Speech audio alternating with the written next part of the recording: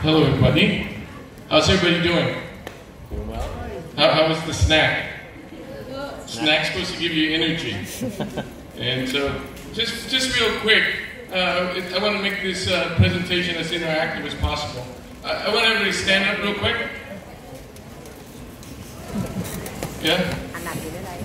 It's very hard for me to be social, emotionally connected to you because I got these two football field of light blinding me. So I could only see the first 2 or 3 rows, and after that you're all kind of blurry, bright, shiny people, which is good. Okay, just to check data-wise, because I'm going to be giving you some information, some data. I'd like to get some data from you. Raise your hand. This is the wait, time out. This is the highest of your energy, and this would be the lowest of your energy. This is in between. Show me where your energy is at right now so I can get some data feedback. Okay.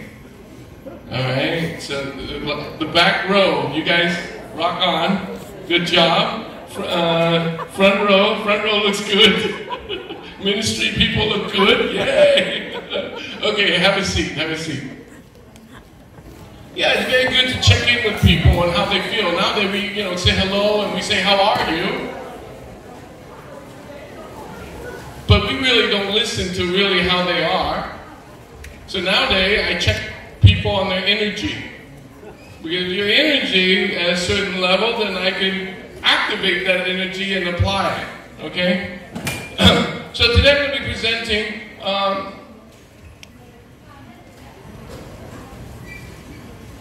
ecosystem design dynamics.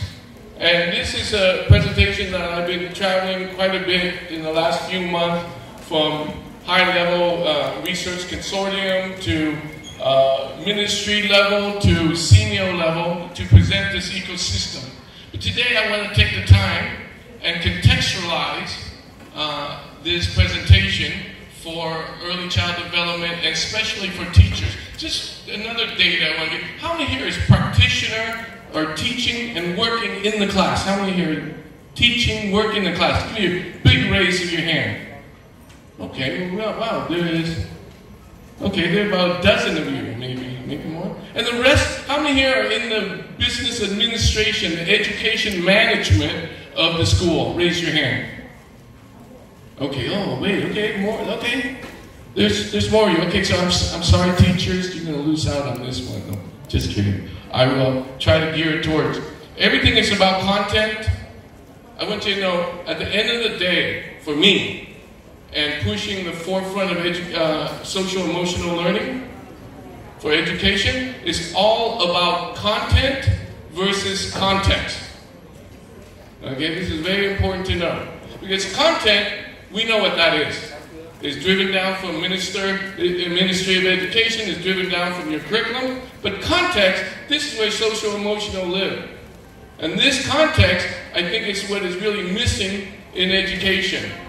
And soon, in the future, with everybody going online, all the other school, all the more, popularized school going online, smaller schools will not have the content. And actually, those content will be made available. The only thing that's going to make a difference is your context. How you know your student, how you know your culture, and how you connect to them, okay? I'm not even following slide, I'm just now talking, okay guys? And because why? Because the content will be here. The content you can have. You can take my slides. But the context of me connecting with you is everything, okay? So I'm going to start out with my 30-year in search of excellence, okay? And now I'm not sitting here trying to show off what I've done, but what I want you to know from a context point of view is that I have a very diverse background. When I was a young kid, I wanted to do all the arts, every arts possible, from dance, music, drawing, painting, photography, you name it, acting. I even did ballet. All right, don't imagine me in tutus. Okay, I even did ballet. And I did everything. And my father used to say, God, he's a jack of all trade, but he's a master of nothing. until multimedia came out in the late 80s. Then I was like an expert.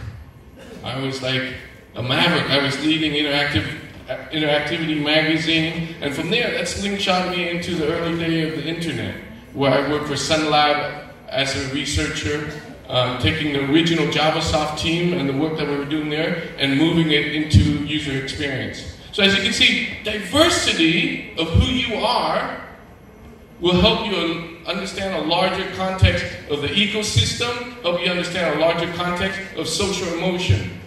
You'll understand each other better if you are more diverse. Our framework has been used for everything. As you can see here, our framework has been used for research, high-level research like interdisciplinary, transdisciplinary. It's been used for semio, it's been used for gender equality, it's been used for indigenous arts, it's been used for innovation of the arts. So the beauty of social emotion is that it's not just another curriculum. I believe that this is the executive function of who we are. And with this executive function, and the more dynamic you are, the more diverse you are. Okay? I'm just going to pull out some data, but this particular data for early child development says the care and education children receive today will help shape the future they will build for themselves. Now, this is a very simple line. But what is really important today is what I'm beginning to see is it's not just about teaching them skills. It's enabling them to teach themselves, because this is their future. And I think that a lot of time in education, we take this away from the child. We take away this creative decision, this creative autonomy, this creative ability to choose what or she wants to learn. And so therefore, he or she follows. That's what they do. We follow. And I think and I see a lot of this even at the teacher's level. You just follow the curriculum. We give you the curriculum, you follow the curriculum, you execute the curriculum, but you don't deviate at all. So this will not work. It's not about changing the curriculum, it's about contextualizing the curriculum so it works for you as a teacher and it works for the student. Okay? I want to take 3 takeaways, okay? Things that you think in your mind, okay? First one right here is the white elephant. I'm going to talk about what really is the problem. Because when you're pushing this stuff and you're pushing social emotional learning and ecosystem development, you realize, okay, it's not the curriculum. Stop fighting about the curriculum. What curriculum? Right? Because every curriculum is different depending on, when you work for CMO or you work for a different Asian country, you're not looking at curriculum change. Even just from the north to the south, Vietnam from Saigon to Vietnam, Hanoi, it's possible it's different curriculum, and even though it's in the same country. So I'm going to talk about the white elephant. 2, I'm going to talk about the ecosystem design dynamics. Okay, what is the forces and property behind a good ecosystem? And of course, the third one is sustainable dynamics. Now I say the word sustainable dynamics, which is the forces and property that make something sustain. The power that makes it regenerate. And the reason why I don't put social emotion is because I want you to see if social emotion fits this role. Rather than putting social emotion like I'm trying to, I'm a big social emotional pusher. I'm not pushing social emotion. If you see my background, I came from technology to social development, to education, and then to social development, and then to sustainable and regenerative development. Why? Because I realized school was unsustainable. Our social system was unsustainable. So we cannot incorporate technology industry 4.0. This was before 4.0. We cannot push it into these systems until they become sustainable. Once it's sustainable and regenerative, technology works. So this is a key. Now a lot of you guys in the private sector, the private school, this is not a problem. You have the resource. But I'll explain to you why it doesn't matter where you're at. Your dynamics can take you further for our community. Okay? Okay, the elephant in the room, okay? I'm going to talk about the real problem. We don't have enough resource. Most Ministry of Education do not have the resource.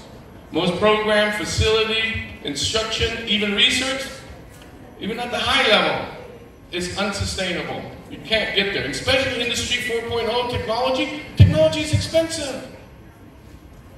And of course, all the private schools say, oh, this is not our problem. It is your problem when you're moving into a community-based extension. You're limited. The elite cannot play with this only. It has to be made for everyone. So, the number one, where's the money? You should ask, where do we get the money to fund this stuff? Where do we get the money to sustain technology? You know? Like, even just look at your phone. You're upgrading phones all the time. That costs money. And that's just your phone. Imagine the whole institution and education and programming and instruction and research for technology. Where's that money come from? Okay? And then, you know, the like I said, the white elephant, which we talk about it, but we don't know, how do we prepare for a future? Jobs that we don't even know that exist yet. How do you prepare for something that you don't know that exists with? That's what's going to be out there. So we need to talk about that. And third is brain science. That just changed the whole playing field in education for me. Okay, for a long time, this is what we thought research was until we moved into brain science. And then in brain science, we realized, oh my God, what you think you're teaching this kid and what he lacks is his dynamics. We're not teaching him properly based on your dynamic. Remember? Context, not content. I can sit up here and give you a bunch of data and sound really smart, but if I don't contextualize it to your dynamics, it's meaningless. So brain science will help us define this. Okay?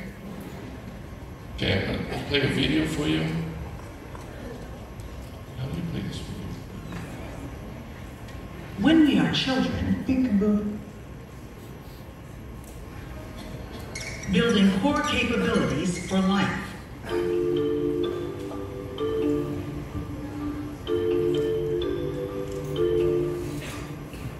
Every day we take on the ordinary, sometimes challenging tasks of work, school, parenting, relationships, and just managing our busy lives.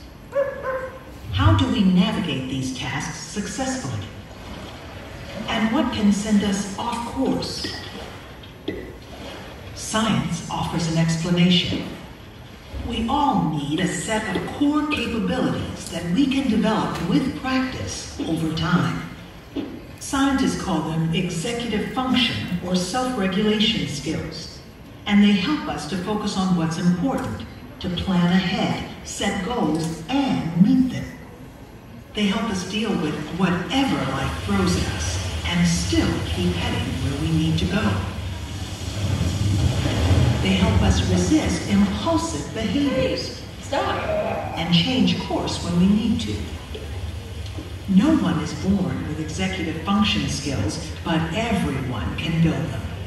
We build them through a lifetime of making connections within and among the regions of the brain. Our brains begin life with billions of neurons, rapidly connecting to each other as we experience the world around us, making trillions of connections in just a few years. Early simple circuits form a foundation that more complex circuits and skills build on as we grow and have new experiences. These complex circuits, built throughout childhood and reaching across vast regions of the brain, make our core capabilities possible. The more we use these connections, the stronger and faster they become. That's why practice is so important. When we are children, we practice these skills by playing games, learning teamwork, adjusting to new rules. We continue to develop these skills in adolescence by managing school and other things like work, sports, music, and relationships. When we practice executive function skills, circuits rapidly connect the prefrontal cortex to other parts of the brain. These circuits act like an air traffic control system in the brain. They manage incoming information and help us respond with intention, not on impulse. Threatening or stressful experiences activate different circuits, and those trigger automatic responses: fight, flight, or freeze. We need automatic responses for survival, but if stress is constant, these automatic fight or flight circuits become stronger and faster than our more productive intentional circuits, the ones we use for executive function and self-regulation. For anyone under stress, it's hard to call on intentional skills. If we've been experiencing serious stress from our earliest years, the stress caused by poverty, violence, or addiction, a chaotic environment, it's even harder. Under lots of stress every day, it's harder still. The key is counterbalancing those automatic responses by building up our intentional ones, by building strong executive function skills. The good news is these core capabilities can be strengthened. How? By redesigning our systems so they reduce the sources of stress in people's lives, by simplifying how services are provided to families, helping them meet basic needs and building on strengths, because small successes lead to bigger ones. With less stress, we can practice the skills we already have and build new circuits for the intentional responses we need. Stronger brain circuits are built through practice in situations that matter. That's true for children, it's true for adolescents, and it's true for adults. Helping children build skills gives them a strong foundation for all that comes later. Helping teens build their skills propels them into greater success as adults and parents. And helping adult caregivers build their core capabilities ensures success at work, stable homes, and responsive relationships for the next generation. When our communities work together to help children and adults build these skills, we create a positive cycle as one generation passes them on to the next. And that helps us all.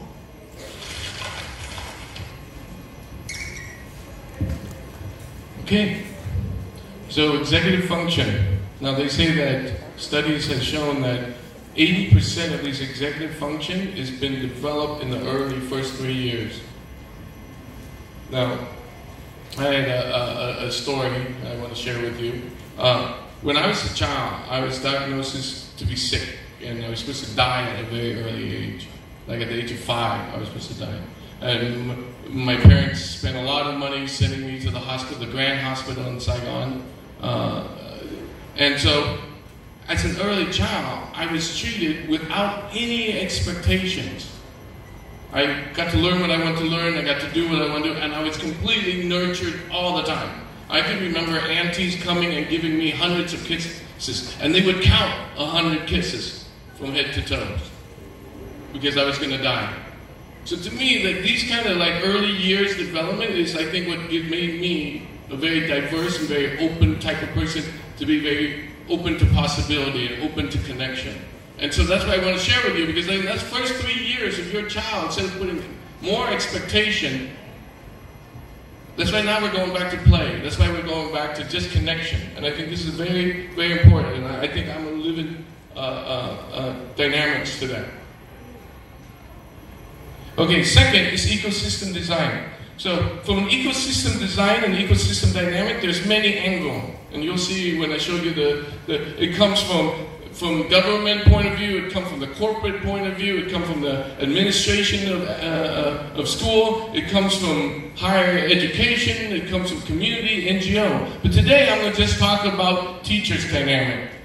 Teachers' motivation is key, right? Because you know, and I know that there's more administrator in here, so I think I will contextualize it so you can understand. It's very important to understand what your teachers need, so that way you can motivate and develop what they need to be able to have a better class and have a better instruction. Okay? 2, I'm going to talk about why action research make it regenerative. How many here has already done action research in the school? Raise your hand. Okay, 2, 3, 4, 5. Okay, so I will talk a little bit more about action research. And third is I will talk about social-emotional learning as the core capabilities. Oh, yes. Did that change the room for you? It's different, right? What did I tell you? Like for me, oh my God, you don't know, like, who's playing with my emotion here? Okay. That's a good example. Okay? You gotta pick one. Not that. I'm gonna, okay, we'll do it. Like I said, just little nuances in the relationship can change your dynamic, can change our relationship. You look at me differently. I'm up here on the stage with bright light is different than if I was talking to you guys down here. Look, is it different now? It's different, right? And if I sit down, is it more relaxed, right? You see what I mean? These are all like little context that is necessary depending who you talk to. Like when I talk to kids, I get down on the, you guys know this stuff. You know? But same. Administrator, education administrator, when you talk to the teachers, please understand where they're coming from. And teachers, when you're talking to, administration, you must know where. Because this relatedness is not just you and the kids. In the ecosystem, is us with ourselves first, then with everybody else. So social emotion is not just a curriculum that I'm going to teach you to teach your kids, or inspire you to teach your kids, but it's to inspire you to help yourself, and then from yourself you can connect to everyone else. That's why it's core capabilities skills. Okay, teacher motivation. This last year, at the beginning of the year, I went to CMEO Recheck, where we sat with all the ASEAN administration head of all the different school head at the ministry level. Got together and we started going through all the data, what is important, what is motivating for the teachers, okay? And these are the 6. Professional development, number 1. Relationship with school management is number 2. Work environment, job responsibility. It's interactive, so if you want to ask, because otherwise I have to go through this pretty quickly. Job security, and then community linkage. Pretty straightforward, right? But here's the unique thing that no one talked about. These 6 items were all interconnected. They want professional development, so that way it helps them deal with school management. By helping deal with their school management, they will help change their work environment. By helping change their work environment, it will help change their job responsibility. And by help changing their job responsibility, it gave them job security. And their job security is so good, so powerful, that they want to make sure that their people of their community also have job responsibility. Wow, now that's an ecosystem. That's a real ecosystem. An ecosystem where you're not just teachers in the room. You were individual in the community that helped the community sustain. And this is how teachers used to be in Vietnam, At one time, the number 1 role in Vietnam, in the Vietnamese culture, is the teacher's role. Why? Because he did stuff like this. He wasn't just teaching the kids, he was an example for his community, he was an example and helping out all aspects of his community. And that's why he was revered. Even the king had a teacher. So this teacher motivation is very important to know, because this is what we're following. When we're case studying these type of research, we develop programs for a teacher to be able to do this. And this is what the ecosystem dynamics is all about. This last year I got published a few articles, but one of them is using scientific evidence in everyday work life. Yeah, one of the articles I had written, move research, high-level, interdisciplinary, transdisciplinary research into everyday life. How? Through this process called active learning, or action research. And the difference between our action research and any other action research is based on social-emotional learning. It's connected to intelligence, creativity, and well-being. And these 3 dynamics are spinning. You're adjusting these dynamics, and I'll show you where you get these dynamics from, the core of these dynamics, so that way you can adjust. So every experience that you have if you know this framework, can be action learning or action research. Now, you should say, well, how does that work? Example, how many of you have Facebook? Everybody have Facebook? Facebook. Raise your hand if you have Facebook, right? Social media, Instagram. If you look at Instagram and social media, Facebook and stuff, those are action research happening all the time. Just like, you know, like you just talked about, STEM is everywhere.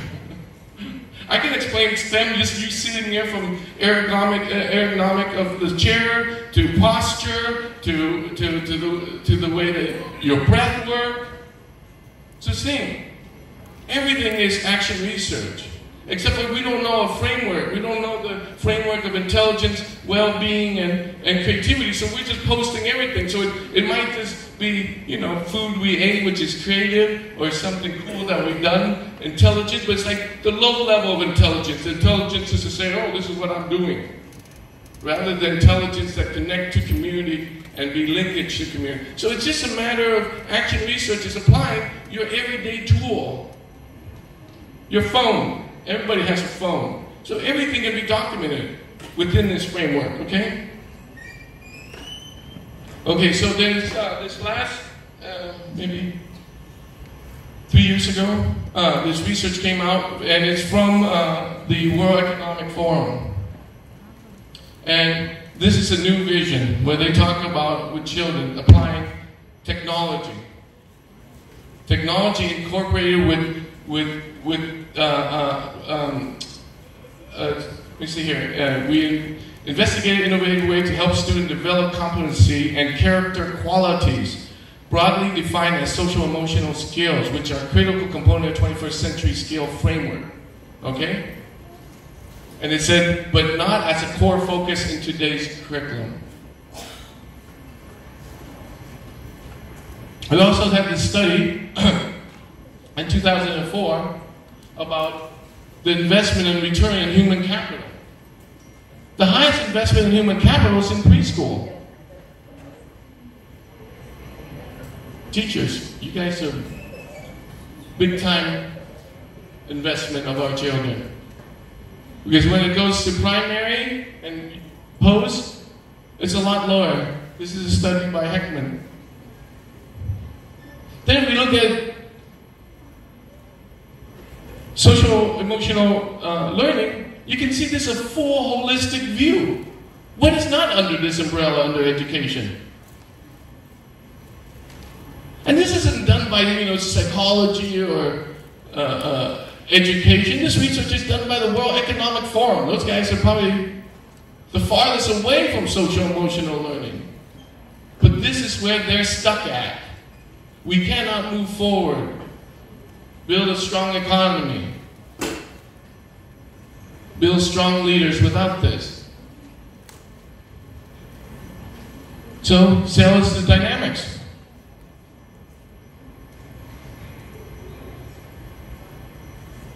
There's nothing. If there's anything out there that you guys are teaching that I don't know about, let me know. Otherwise, social emotional learning covers all aspects of education. Just like STEM. It's just the way you look at things, you know? You can look at things, everything is STEM. Everything is social emotion. Social emotion is more core competency, more executive function. The report concludes with recommendation to each stakeholder on action to advance sale and sale technology adaptation.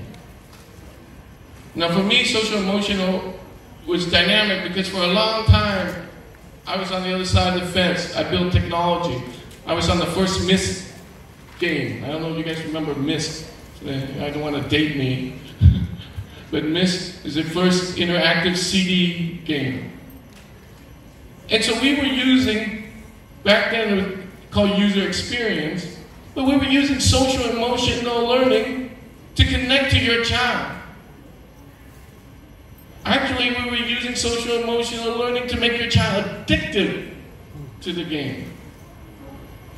And that's, of course, you know, I'm here to say that I've been back paddling since. What we did back then, we realize now that it was not adaptive, was not integrative. Long term, it was not sustainable or regenerative. So now I'm always looking at technology and how can technology be adaptive, be integrative, be an enabler. It's just a tool. I do agree with Edith in the sense that it's just a tool, just like your crayon is a tool. There's no different in a crayon than a technology. It's just that you have a really cool crayon. You know, you can paint and you can draw and you can sing and you can do everything else. But otherwise, it's just another tool.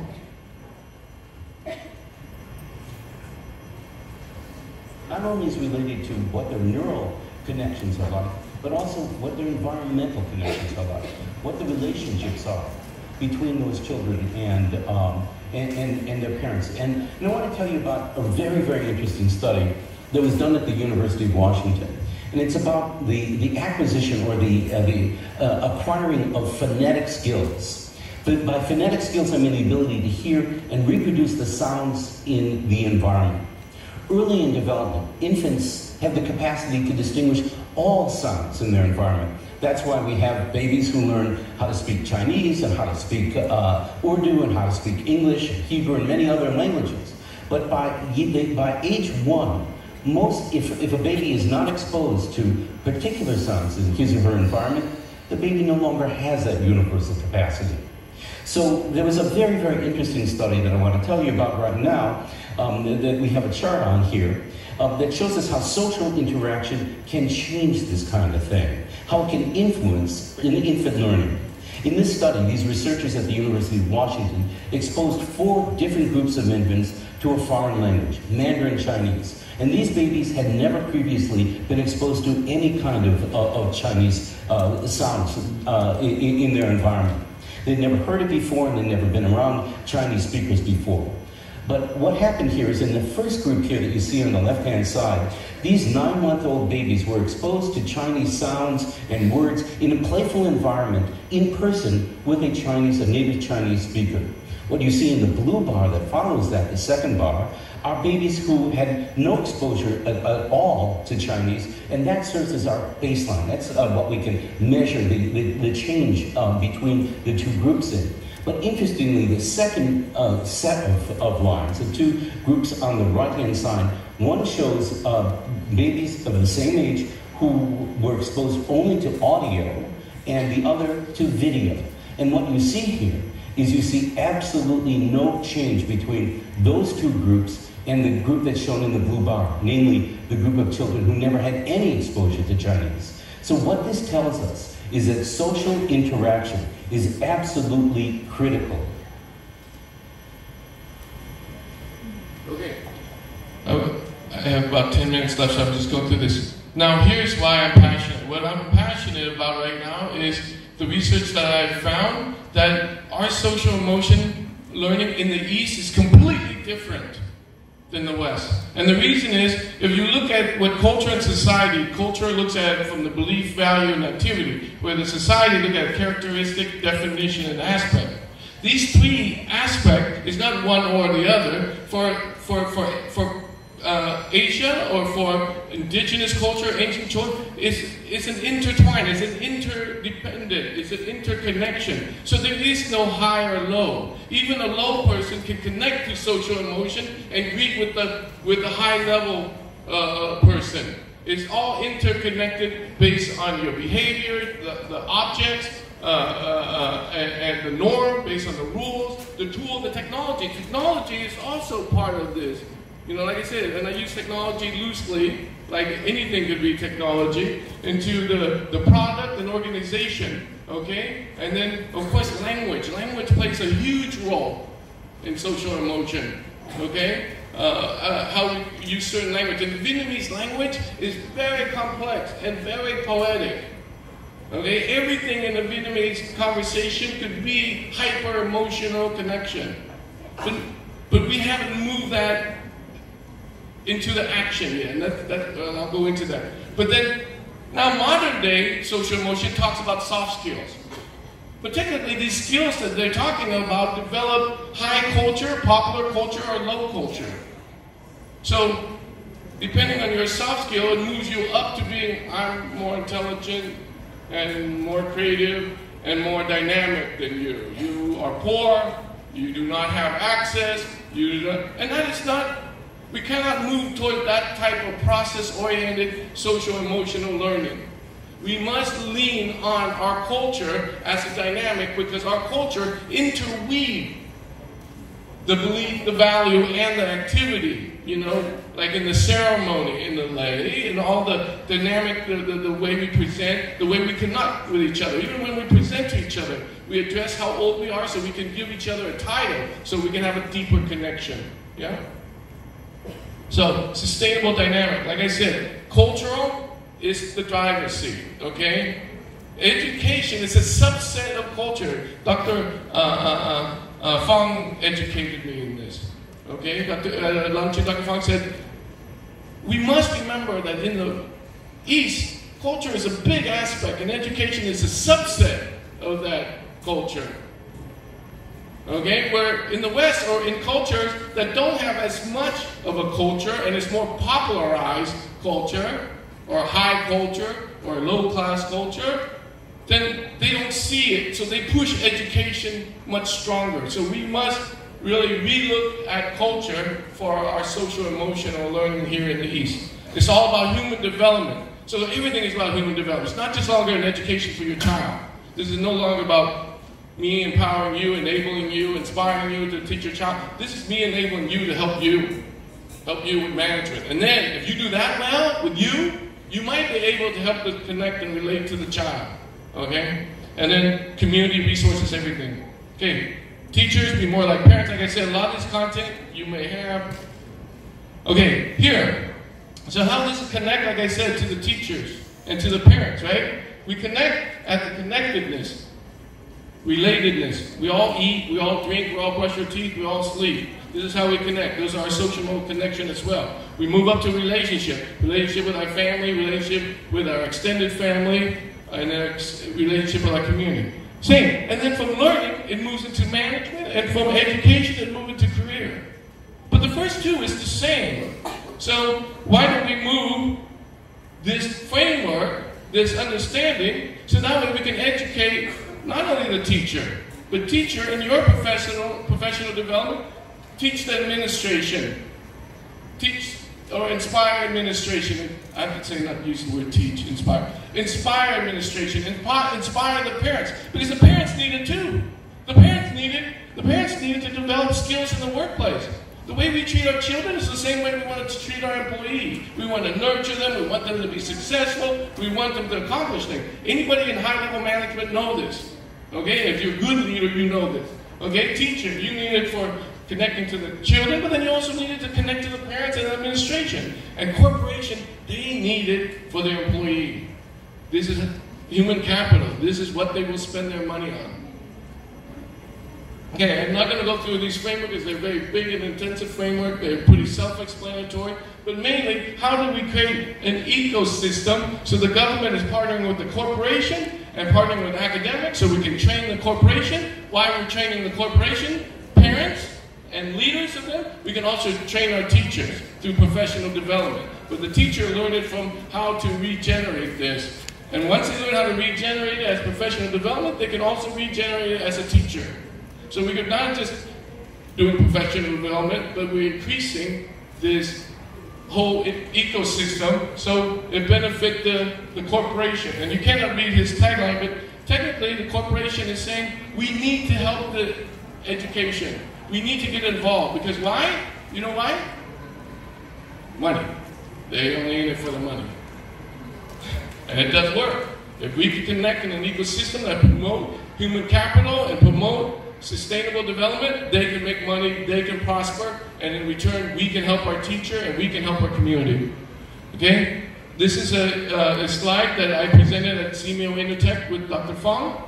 Okay? And this slide pretty much saying using the social emotional learning, you'll be able to build self-sustainable learning center.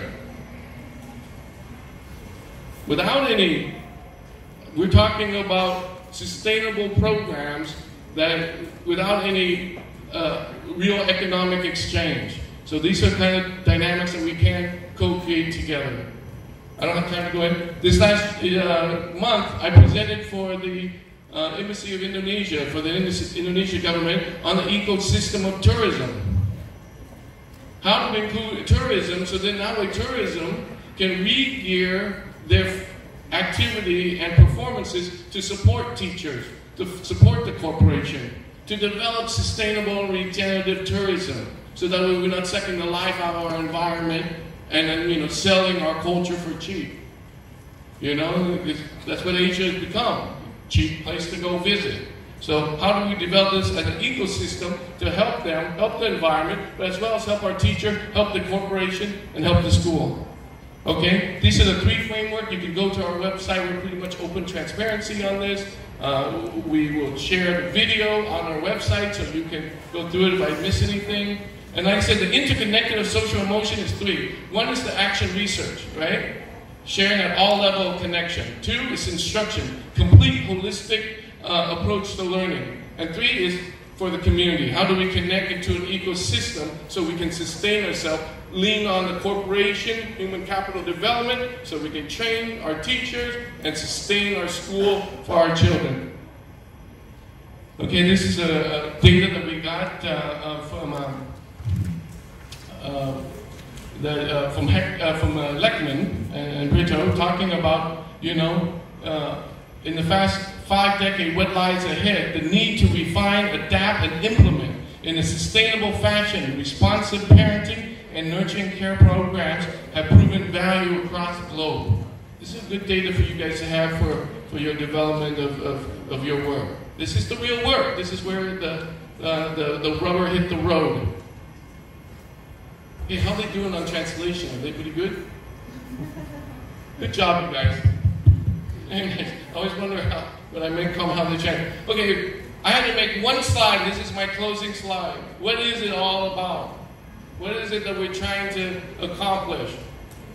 Because sometimes it's just a lot of talk and it's like too much to think about. If you could take away 1 slide, this would be that slide. Is what we're developing here is a creative resonance. You know that word resonance? Is that translated properly, resonance? Okay? The ability to resonate, an aura, energy is resonance. And what you want to develop is the creative, autonomous, and emotional confidence being. Not just the child, you. Everybody around you. And there's 3 ways. Through the approach of social emotional learning through culture, you have value. From a value it comes to ideas. And ideas, you would develop your own skill. This is your skill. And then for the school, what they're good at is they develop beliefs and thoughts and knowledge. And that's what school does, right? School push these belief systems that this is what you should do, and these are your thoughts, or our thoughts, and then knowledge. And then third is creating experience. This is what we're moving towards now, experiential learning, right? So experiential learning on this side, and the other side is student-centered or human-centered design. The middle is education. And on the experiential, you create the activity, and the activity creates the action, and the action creates the will. And all 3 of these are important. It's not just education. It's not just about human-centered. It's all 3, experiential, human-centered, and education. Thank you very much for your time.